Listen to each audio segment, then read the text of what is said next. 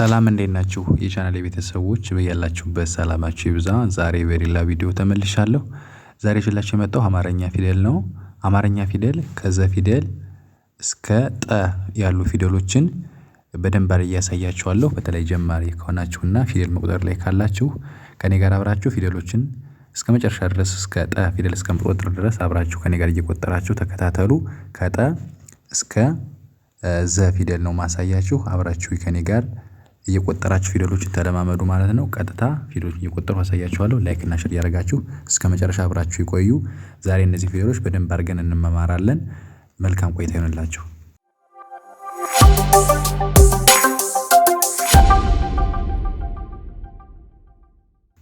እሺ አሁን እቆጥርላችኋለሁ ከኔ ጋር አብራችሁ ቁጠሩ። መቆጥርላችሁ ወደዚህ ወደ ጎንና ከመጨረሻው ደግሞ ወደ መጀመሪያው ነው መቆጥርላችሁ ማለት ነው። አብራችሁ ከኔ ጋር ትቆጥራላችሁ። እንግዲህ ጀማሪ ከሆናችሁ መጀመሪያ ላይ ያለው የዘ ፊደል ዘ የመጀመሪያዋ ድምጽ ነው። ዙ ዚ ዛ ዜ ዝ ዞ የሚል ድምጽ ይኖረዋል። እንግዲህ ወደዚህ ወደ ጎን ስትቆጥሩት ቀላል ነው። ዝም ብሎ ማነብነብ ስለሆነ ያው ለጀማሪ ይከብዳል። ቆጥራችሁ ካላወቃችሁ ግን እንደዚህ ቆጥራችሁ ካወቃችሁ እንደዚህ ወደዚህ ስትቆጥሩት ቀላል ነው። ስለዚህ ወደዚህ ስንቆጥረው ነው የሚከብደው። አብረን እንቆጥራለን። እሺ ከመጨረሻው ላይ ስንጀምር ዞ ይላል። የመጨረሻው ድምጽ ዞ ይላል። አጻጻፉ አንድ እግሯ ረጅም አንድ እግሯ አጭር ይሆናሉ። ዞ የሚል ድምጽ ይኖረዋል። ከዛ ዝ ስድስተኛው ነው።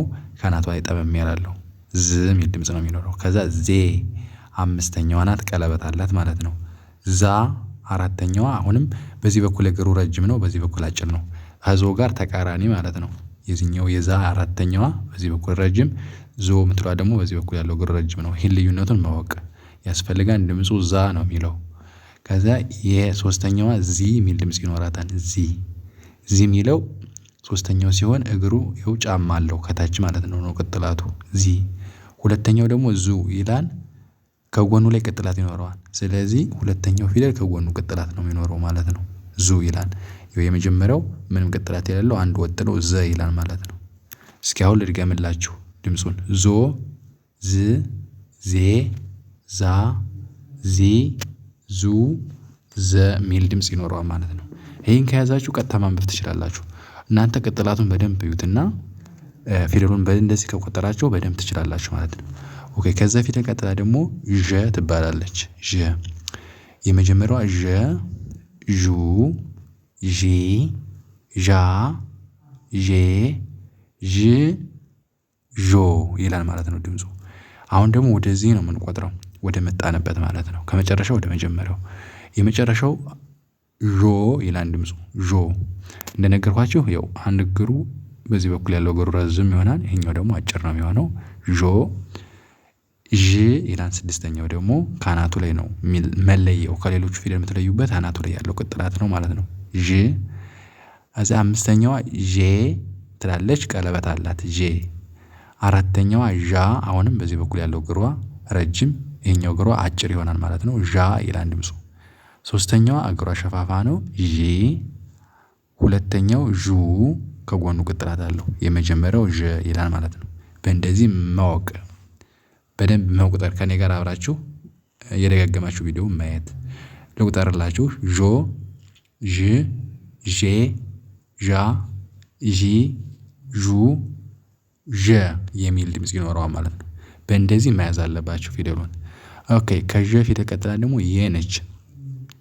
የ ዩ ይ ያ ዬ ይ ዮ የሚል ድምጽ ይኖረዋል ማለት ነው። ዮ ከዛ ወደዚህ እንቆጥረዋለን። ዮ የመጨረሻው ድምጽ ይሆናል። ዮ ይኸው የፊደል መጨረሻ ላይ ያለችዋ ቅጥላቷ ፊት ለፊቷ ላይ የተደረጉባታን ቅጥላት ይቺ መጨረሻዋ ድምጽ ትሆናለች። ዮ ከዛ ስድስተኛዋ ይ የምትለዋ ደግሞ ከታች ከእግሩ ላይ በጣም የዞረ ወደፊቱ የዞረ ምልክት አለው። ይ የሚል ድምጽ ይኖረዋል። ከደ ፊደል ጋር የሚቀራረብ አይነት ቅርጽ አላት ማለት ነው። የፊደል ስድስተኛዋ በደንብ ያት ያው ትለያለች፣ ግን ለጀማሪ ስለምታሳስት በደንብ ያት ይችን ማለት ነው። ይ የምትለዋን ድምጽ ኦኬ ከዛ አምስተኛው ደግሞ የ ነው የሚለው ድምፁ ከመጀመሪያው ጋር ተመሳሳይ ይሆናል። የአምስተኛው የፊደል የ ከዛ አራተኛው ያ እግሯ ወደዚህ ዘወር ያለ ነው ያ። እሺ ሶስተኛው ይ የሚል ድምጽ ይኖረዋል። ከእግሩ ላይ ቅጥላት ተደርጎበት በጣም ቅጥላቱ የረዘመ ይሆናል ይ የሚል ድምጽ ይኖረዋል። እሺ ሁለተኛው ደግሞ ዩ ነው ቀጥታ ዝም ብሎ ምንም ያልረዘመ ቅጥል ነው የተደረገበት ማለት ነው ፊት ለፊቱ ላይ የመጀመሪያው የ ይላል ማለት ነው። በእንደዚህ መያዝ እንግዲህ ይህን ፊደሎች እንደዚህ አድርጋችሁ ከያዛችሁ በደንብ ትለዩዋቸዋላችሁ ማለት ነው። እሺ መጨረሻው ዮ ከዚያ ይ ከዛ የ ያ ይ ዩ የ የሚል ድምጽ ይኖራል ማለት ነው። የየ ፊደል ኦኬ። ከየ ፊደል ቀጥሎ ደግሞ ደ ናት ደ ዱ ዲ ዳ ዴ ድ ዶ የሚል ድምጽ ይኖረዋል። ከዛ ወደዚህ እንቆጥረዋለን ደግሞ ዶ የመጨረሻው ድምጽ ነው። ይኸው እግሩ አሁንም በዚህ በኩል ረጅም ሆነ። ድ የምትለዋ ስድስተኛዋ ነች ከአናቷ ላይ ቅጥላት ተደረገባት። ከዛ ዴ አምስተኛዋ ዳ አራተኛ ዲ ሶስተኛው ዱ ሁለተኛው ከጎኑ ላይ ቅጥላት ደ የመጀመሪያው ይሆናል ማለት ነው። ከዛ ወደዚህ እንቁጠረው ደግሞ ዶ ድ ዴ ዳ ዲ ዱ ደ የሚል ድምጽ ይኖረዋል ማለት ነው። እንደዚህ አድርጋችሁ ፊደሎችን በደንብ ማወቅ ትችላላችሁ ማለት ነው። ኦኬ አሁን ደግሞ ከደ ፊደል ቀጥሎ ያለው ዠ የሚለውን ፊደል እንቆጥራለን ማለት ነው። ጀ ትላለች ከደ ፊደል ቀጥላ ጀ ጁ ጂ ጃ ጄ ዥ ጆ የመጨረሻው ማለት ነው። ከዛ ወደዚህ ነው የምንቆጥረው። እናንተ ታርጌት አድርጋችሁ መያዝ ያለባችሁ ከመጨረሻው ወደ መጀመሪያ ስቆጥር ነው። ጆ ይኸው እንደዛው እንደ ቅድም ሁሉም ባይ ዘ ዌይ የመጨረሻው አሁን ፊደሎች አሁን በዚህ በኩል ያለው እግሩ ረጅም ይሆናል ማለት ነው። የመጨረሻው ጆ የሚለው እግር ካለው እግሩ ረጅም ነው የሚሆነው። እግር አልባ የሆኑ ፊደሎችም አሉ እነሱ ደግሞ ያው ለምሳሌ ከላይ ያየናት የፊደል እግር አልባ ስለሆነች እግሩ ረጅም እና አጭር ተብሎ አይነገርለትም ማለት ነው። እሺ ስድስተኛው ጅ ከአሁንም ቅጥላት አለው ፊት ለፊቱ ላይ ማለት ነው። አምስተኛው ደግሞ ጄ ቀለበት ነው የሚኖረው። አራተኛው ጃ አንድ እግሯ ረጅም አንድ እግሯ አጭር ትሆናለች።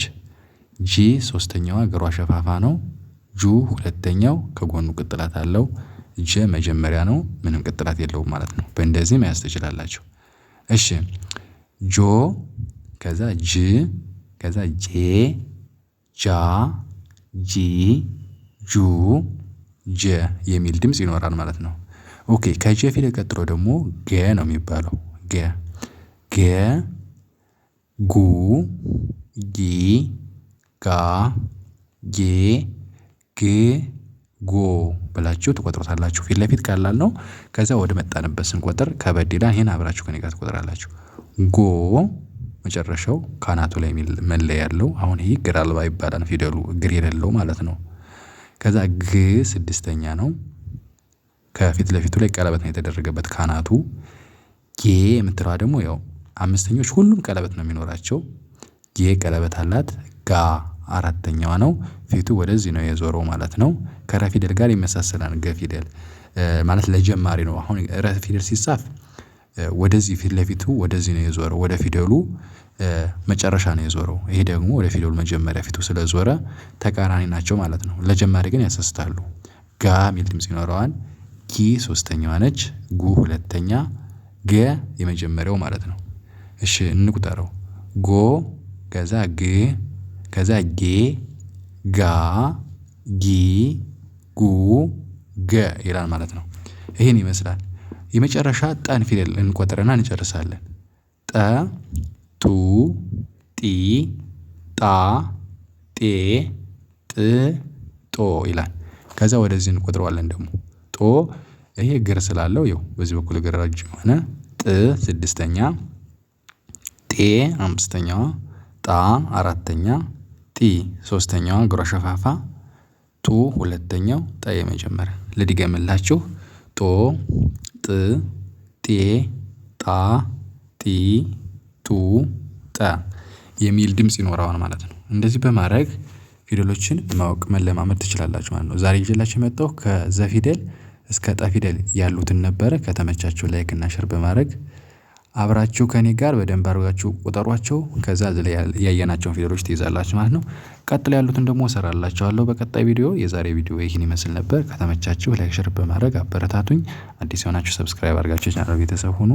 በሌላ ቪዲዮ እስከምመጣ ሰላም ሁኑ። ቻው